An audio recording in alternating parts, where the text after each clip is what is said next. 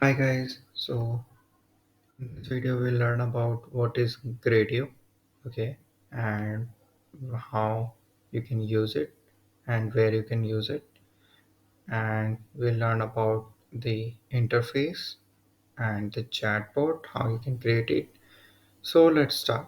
So Gradio is a Python library, okay, and that is used to create a demo of your project, okay, and you can easily deploy it to Hugging Face, okay, and here you can directly add like what's gonna be your input, what gonna be your output, okay, and you can you can change it as your need, okay. So here on the Gradio, we'll create we'll use the interface, okay, and after that I will show you more about like how you can change the field from text to image to audio to text type to a text area, okay, and after that we'll create a chat interface, and we can use custom blocks also to create our custom inputs and custom outputs, okay, and we'll create a demo of our project and deploy it on Hugging Face, okay. Okay, let's start.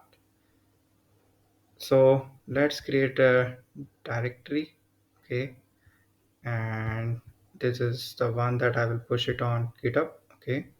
So radio tutorial tut underscore one, okay, and in this let me create a file app.py, or let's just name it tut1, okay. So in this tut one we'll learn about how we can install, okay. So let's install it. To install it, just go to your directory, that is Gradio tut1, okay, and I will initiate poetry, okay. I will keep everything default values. Now I will add poetry, add Gradio, okay.